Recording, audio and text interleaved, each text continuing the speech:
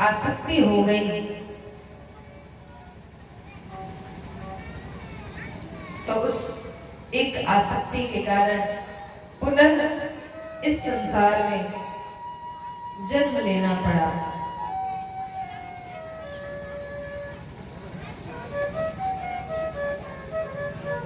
कहते हैं प्यारे मानस में गोस्वामी जी ने कहा कि जब कामदेव शिव जी की तपस्या भंग करने के लिए गए तो तीनों लोकों में ऐसा कोहराम मचाया कि जितने भी साधु सन्यासी ज्ञानी वैरागी थे सबकी मति भ्रष्ट हो गई, सब अपना ज्ञान भूल गए, सब कामी हो गए। लेकिन उस स्थिति में वही बच पाया जिसे भगवान ने बचाया, जिसकी रक्षा भगवान ने की वही बच पाया।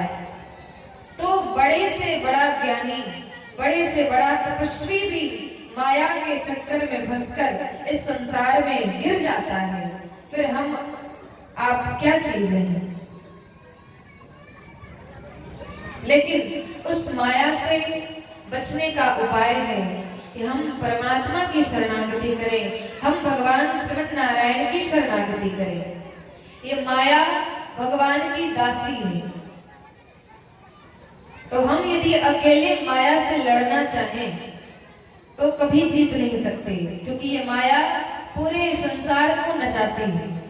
लेकिन जो परमात्मा है उस माया को भी नचाता है। इसलिए इस माया से बचने का उपाय है कि हम भगवान के भरोसे इस जीवन को जिए।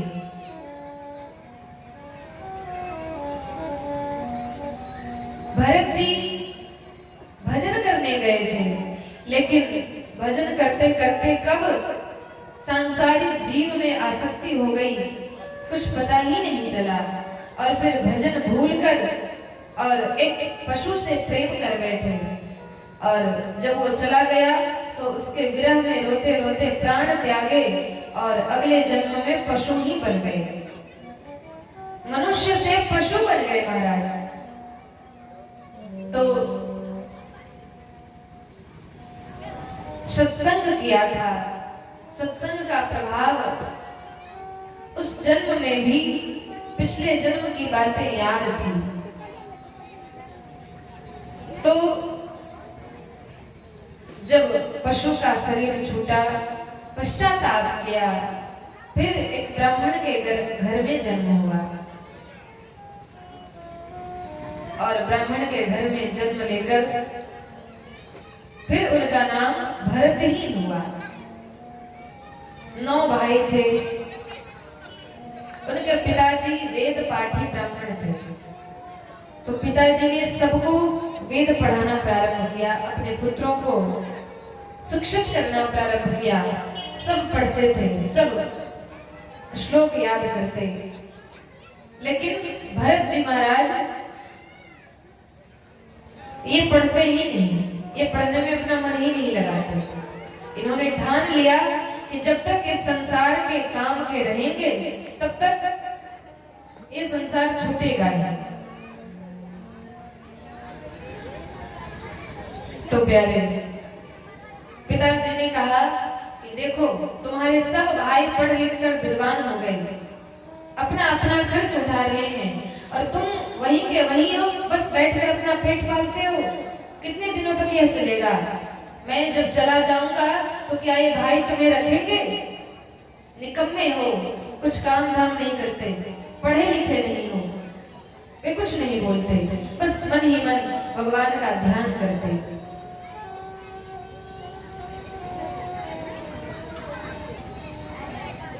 कुछ देर बाद भाइयों का विवाह हुआ, पत्नियां घर में आई, और जब देवी जी घर में आ जाएं तो भाइयों में प्रेम बना रहे ये असंभव है। कलयुग में तो और असंभव है। भाइयों का प्रेम तभी तक रहता है जब तक विवाह ना हुआ, नहीं तो 99% सब। तो जैसे ही देवी जी घर में आई तो बेचारे कुछ करते नहीं, रोज ताना सुनते, अंत में घर से निकलना ही पड़ा। खा पी कर एकदम शरीर हट्टा कट्टा, भगवान का नाम स्मरण करते बस किसी भी रास्ते पर यूं ही चले जा रहे। उसी रास्ते से राजा रहुगण, सौवीर देश का राजा रहुगण सत्संग में जा रहा था, कथा में जा रहा था, पालकी पर बैठकर और सत्संग सुनने जा रहा था। पालकी में 4 कहार लगे थे। रास्ते में एक कहार बीमार पड़ गया तो कहा अब क्या करें। तो राजा ने कहा कि हमें देर हो रही है, किसी को भी लाकर लगा दो। तो सामने से भरत जी आ रहे थे।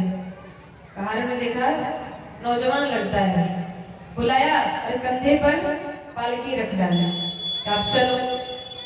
लेकिन साधु हैं और मन ही मन भगवान का स्मरण करते हैं, अपने मस्ती में चले जा रहे।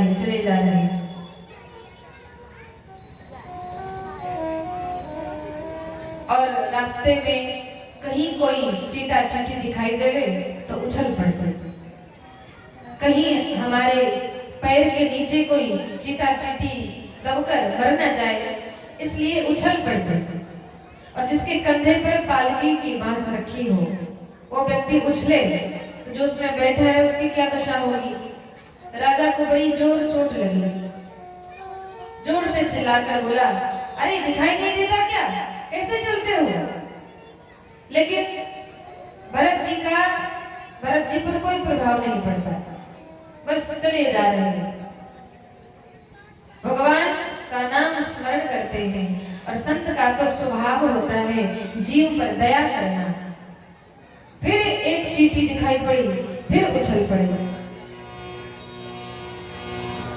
तुलसी मगन भय राम गुण गाए, तुलसी मगन भय राम गुण गाए, तुलसी मगन भय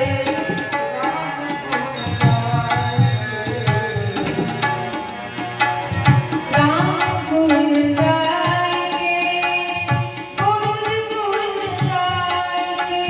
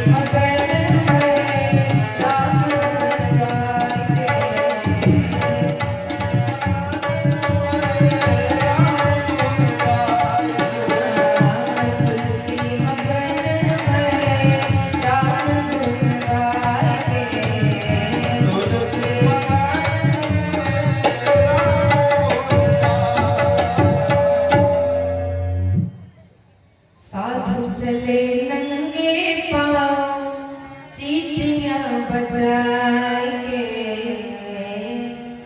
और भरत जी महाराज ये तो महान संत हैं। तो जब राजा को पालकी में चोट लगती तो जोर से चिल्लाता और व्यंग वचन कहता। कोई अगर हट्टा कट्टा स्वस्थ व्यक्ति हो, उसे कोई कहे कि भाई तुम तो बहुत बीमार रहते हो, तुम्हारे शरीर में शक्ति नहीं है, कैसे चलोगे? कोई व्यंग वचन है। कहा कि तुम्हें दिखाई नहीं देता मैं राजा हूं और सत्संग में जा रहा हूं, तुम इस प्रकार मेरा अपमान कर रहे हो, तुम अपराध कर रहे हो, तुम अपराधी हो, लगता है तुम्हारी चिकित्सा करानी पड़ेगी। तो भरत जी ने सोचा कि राजा है, सत्संग में जा रहा है और एक संत का, एक साधु का, एक ब्राह्मण का अपमान कर रहा है। तब भरत जी महाराज बोले, ऐसे संत हर जगह बोलते नहीं, लेकिन जहां बोलते हैं तो कल्याण करके ही छोड़ते हैं। भरत जी बोले कि हे राजा, चिकित्सा कराने की जरूरत मुझे नहीं, आपको है, क्योंकि आप सत्संग में जा रहे हैं। आप जिस सत्संग में जा रहे हैं, क्या उसमें यह बताया जाता है कि आप एक ब्राह्मण का अपमान करें और आप किसे चिकित्सा कराने की बात करते हैं? मैं तो बिल्कुल स्वस्थ हूं।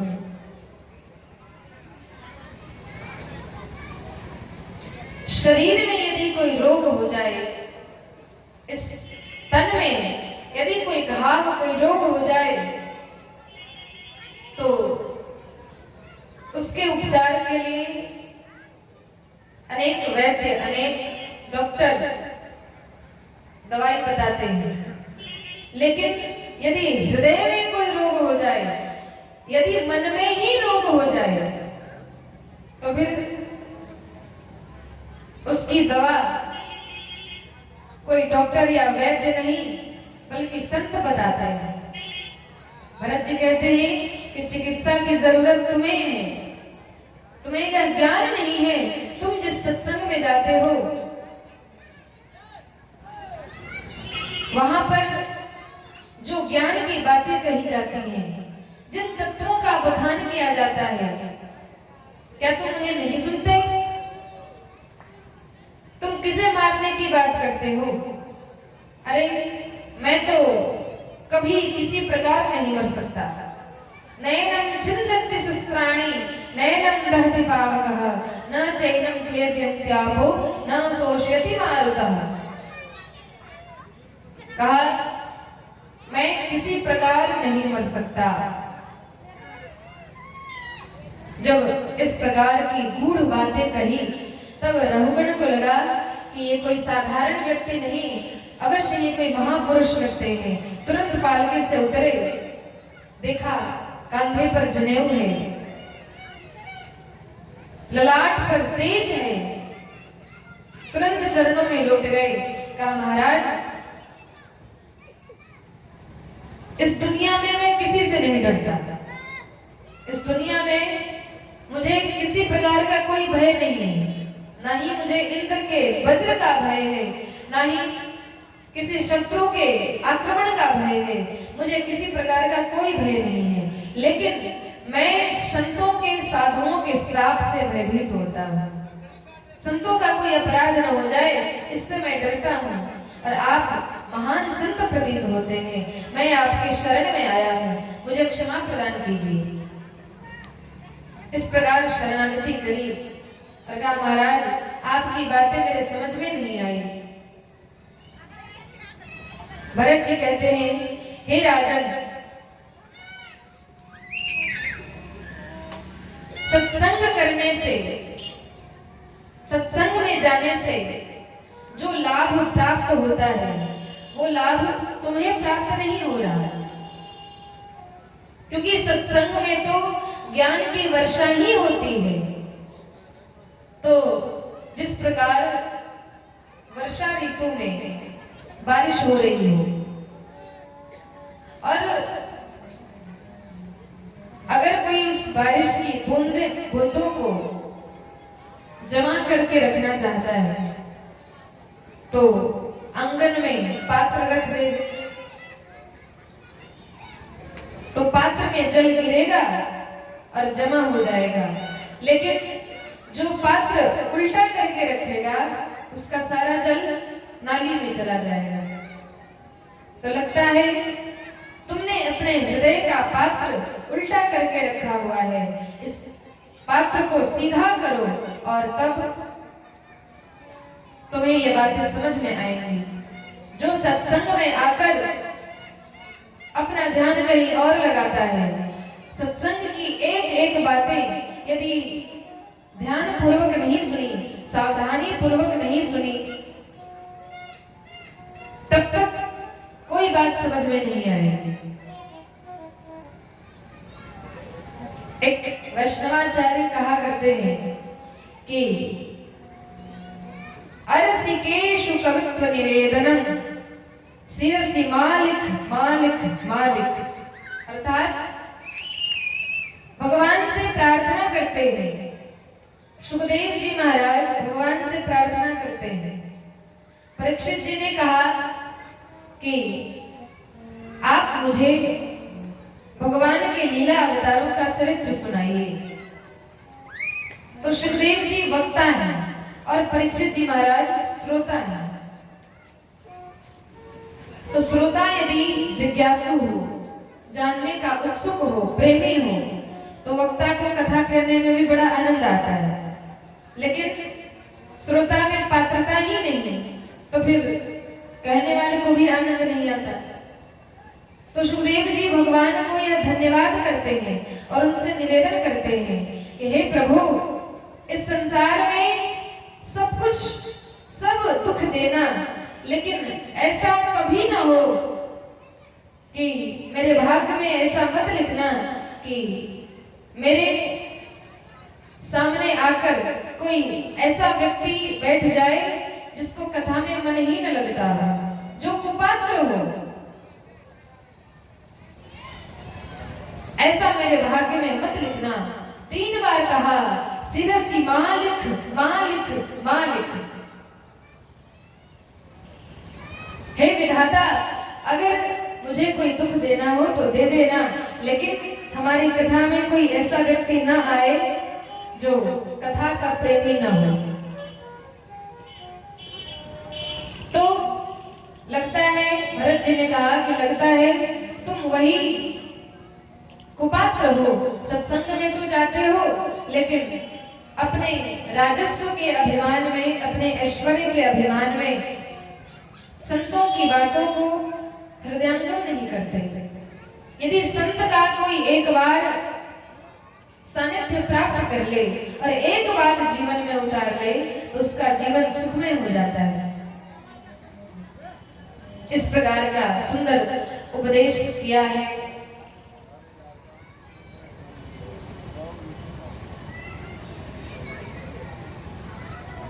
सुखदेव जी कहते हैं, परीक्षित, प्रियव्रत जी के वंश का वर्णन मैंने तुम्हें सुनाया और भरत जी महाराज जो ऋषभदेव जी के पुत्र थे, उनके नाम पर ही इस देश का नाम भारत हुआ। तो सृष्टि का विस्तार प्रारंभ हुआ।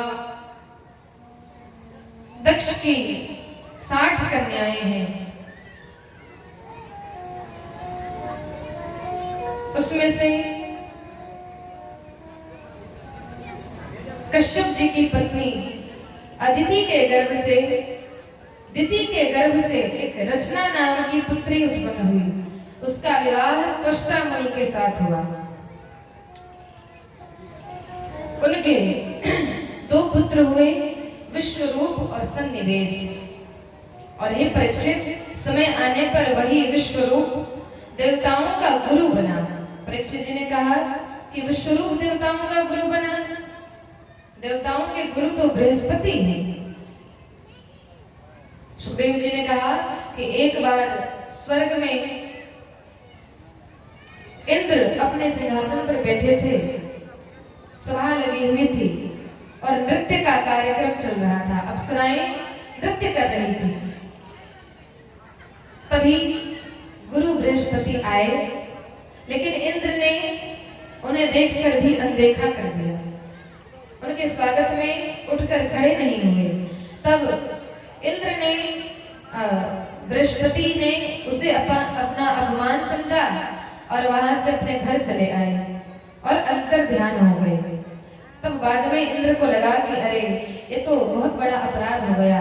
हर जगह ढूंढा लेकिन गुरु जी कहीं नहीं मिले। अब क्या करें, बिना गुरु के कैसे रहें? तब भगवान ने बताया कि विश्वरूप को गुरु बनाओ। विश्वरूप को गुरु बनाया और विश्वरूप ने नारायण कवच इंद्र को प्रदान किया और कहा इससे तुम्हारी रक्षा होगी। लेकिन विश्वरूप चूंकि राक्षसों की माता का पुत्र था और देवताओं का गुरु था, तो उस नाते जब हवन करता तो कभी इंद्राय स्वाहा तो कभी असुराय स्वाहा, देवताओं को भी हवन करता और राक्षसों को भी हवन कर देता। ये बात इंद्र ने देख ली और तुरंत अपने वज्र से, अपनी तलवार से उनका सर धड़ से अलग कर दिया। ब्रह्म हत्या का दोष लग गया और आगे जाकर ब्रह्मा जी ने उनके दोष को 4 भागों में बांटा। इधर विश्वरूप की हत्या सुनकर उनके पिता तुष्टा मुनि क्रोध में बदला लेने के लिए यज्ञ करते हैं और उस यज्ञ में ऐसा मंत्र पढ़ते हैं जिससे इंद्र को मारने वाला पुत्र प्रकट हो। लेकिन मंत्र में त्रुटि हो गई, मंत्र में गलती हो गई। थोड़ी सी गलती के कारण इंद्र से मरने वाला पैदा हो गया। इंद्र को मारने वाला उत्पन्न होना था, लेकिन इंद्र से मरने वाला ही पैदा हो गया। और दुष्टा मुनि ने उस अपने पुत्र को उत्पन्न किया और वृत्रासुर नाम का राक्षस पैदा हुआ। वृत्रासुर स्वर्ग पर चढ़ाई करने गया, हर प्रकार से युद्ध किया, इंद्र को हरा दिया। इंद्र भगवान की शरण में गए, कहा प्रभु अब आप ही रक्षा कीजिए। भगवान बोले कि दधीचि मुनि के रीढ़ की हड्डियों से अस्त्र बनाओ और उसी अस्त्र से इस राक्षस की मृत्यु होगी। तब दधीचि मुनि के पास गए, कहा महाराज हमें आपकी रीढ़ की हड्डी चाहिए। और दधीचि मुनि ने अपने रीढ़ की हड्डी का दान किया। उसी को वज्र बनाकर इंद्र ने वृत्रासुर से युद्ध किया है। युद्ध भूमि में बैठकर खड़े होकर एक तरफ अकेला वृत्रासुर और एक तरफ इंद्र की पूरी सेना सब हाथ में अस्त्र शस्त्र लेकर खड़े हैं, आक्रमण करने वाले हैं। और तभी वृत्रासुर को उन सब में भगवान की छवि नजर आने लगी। वृत्रासुर राक्षस है, लेकिन उसे भी भगवान का दर्शन होने लगा। युद्ध भूमि में भगवान की स्तुति करने लगा। जहां प्राण संकट में हो, कभी भी हत्या हो सकती है, लेकिन सब चिंता छोड़कर और भगवान की स्तुति करता है। अहम हरे तव पादैक मूलम दासानुदासो भवितास्मि भूयः मनः स्मरेता सुपते गुणांस्ते गृणेत वा कर्म करोतु कायः। भगवान से प्रार्थना करता है, हे प्रभु मैं तो नीच अधम योनि में पैदा हुआ हूँ, चरणों की सेवा करने लायक नहीं हूँ, लेकिन हे प्रभु मुझे अपने भक्तों का भक्त बना दीजिए। दासानुदासो भविदास में भूया, मुझे अपने भक्त का, अपने दास का दास बना दीजिए। आपके चरणों में मेरा निस्वार्थ प्रेम हो, निष्काम प्रेम हो। और इस प्रकार जब स्तुति कर रहा था तभी इंद्र ने आक्रमण किया। इंद्र वज्र लेकर आ रहे थे तो वृत्रासुर ने अपना मुख खोला और वज्र के साथ ही इंद्र उसके पेट में चले गए। क्योंकि नारायण कवच की सुरक्षा थी इसलिए मरे नहीं, भीतर से ही वज्र से उस पर प्रहार किया और वृत्रासुर की मृत्यु हुई और देवताओं की विजय हुई। परीक्षित जी ने कहा कि हे गुरुदेव, ये वृत्रासुर राक्षस होकर भगवान की स्तुति करने लगा। कहा परीक्षित, वृत्रासुर पूर्व जन्म में एक राजा था, भक्त था और सत्संग करता था। एक पाप के कारण इसे राक्षस होना पड़ा। शिव जी एक बार अपने कुछ गणों को बिठाकर और ज्ञानोपदेश कर रहे थे और अपनी गोद में माता पार्वती को बिठाए हुए थे। तो ये देखकर उस राजा ने उन्हें बहुत भला बुरा कहा। खुद अपनी पत्नी को गोद में बिठाए हुए हो और दूसरों को ज्ञान का उपदेश करते हो। तब पार्वती जी ने उसे श्राप दे दिया कि जाओ तुम राक्षस हो जाओ। वही राक्षस हो गया, लेकिन सत्संग का प्रभाव था कि उसे भगवान के चरणों में भक्ति थी। एक क्षण भी यदि सत्संग कर लिया जाए, एक क्षण भी यदि संतों का संग कर लिया जाए तो क्षण कभी न कभी वो पुण्य कभी न कभी हमारी रक्षा अवश्य करता है। ये सत्संग का प्रभाव है, ये सत्संग की महिमा है।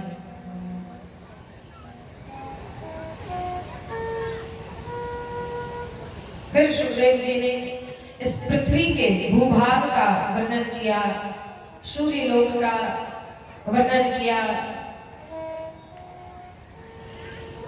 कहा कि 14 भुवन का एक ब्रह्मांड होता है, 7 लोक नीचे और पृथ्वी से 7 लोक ऊपर, ये 7 मिलाकर 14 एक ब्रह्मांड कहलाता है। और इस पृथ्वी से दक्षिण दिशा में नीचे की ओर 99,000 किलोमीटर दूर यमलोक है, नरक है। और नरकों का वर्णन किया, कौन कौन से पाप करने से किस किस नरक में जाते हैं, सब वर्णन करने लगे। कहा जो अपने माता पिता की अवहेलना करता है, जो अपने माता पिता का अपमान करता है, घर में वृद्ध पुरुषों का अपमान करता है, उन्हें बुरी नजर से देखता है, उन्हें क्रोध की दृष्टि से देखता है, वो अंधता मिश्र नरक में जाता है। वहां पर तांबे के समान वहां की भूमि होती है और एकदम गर्म, जैसे रोटी बनाते हैं और जितनी गर्मी में तवे पर रोटी बनता है उससे भी ज्यादा गर्म वहां की भूमि, उस पर उसे लिटा दिया जाता है। अत्यंत भयंकर पीड़ा होती है।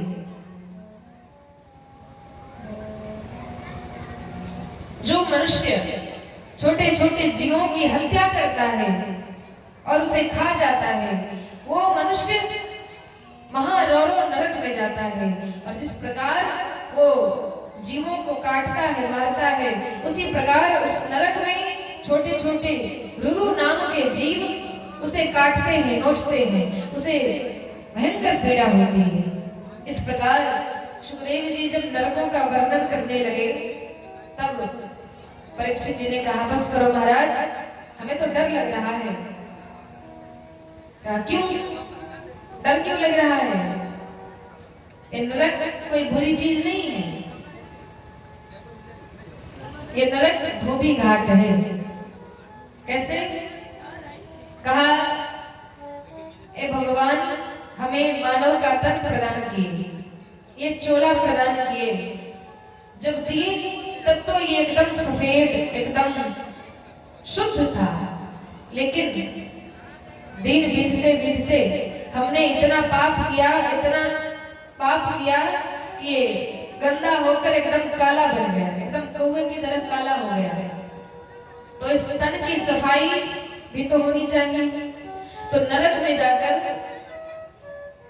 वहां इसकी सफाई होती है। हमने जो पाप कर्म कर करके इसे गंदा कर दिया, उसको शुद्ध किया जाता है। जब शुद्ध हो जाता है तो फिर यही इसी मृत्यु लोक में आता है। परीक्षित जी ने कहा, अच्छा क्या इसका कोई उपाय नहीं है कि बिना नरक में जाए ही हमारे पाप खत्म हो जाए, हमारे पाप नष्ट हो जाए? कहा क्यों नहीं, उपाय है। कहते हैं कि एक भगवान के नाम में इतनी शक्ति है कि पूरे त्रिभुवन के, पूरे संसार भर के पाप को नाश कर सकता है। चाहे कैसे भी जपो, भाय कुभाय अनख आलस हूं, नाम जपत मंगल दिसि दस हूं। किसी भी प्रकार भगवान का नाम ले ले तो दसों दिशाओं में मंगल ही मंगल होता है, कल्याण होता है। आर्ता विषण्णा शिथिलाश्च भीता, घोरेषु च व्याधिषु वर्तमाना, संकीर्त्य नारायण शब्द मात्रम, विमुक्त दुःखा सुखिनो भवन्ति। जो व्यक्ति आर्त होकर, आर्त किसे कहते हैं? कहा जब अनेक प्रकार की विपत्ति आ जाती है, दुख होता है, तो जिस पीड़ा से, जिस दुख से करुण शब्द से भगवान को पुकारा जाता है, उसे आर्त कहते हैं। तो दुख के घड़ी में या सुख की घड़ी में किसी भी क्षण एक भगवान का नाम ही है जो हमारे भय को, हमारे दुख को दूर करने वाला है। और भगवान के नाम लेने में कोई शर्म नहीं करना चाहिए। फिर जब भगवान का नाम नहीं लेंगे, नरक में जाएंगे, तो फिर वहां भी दुख भोगने में शर्म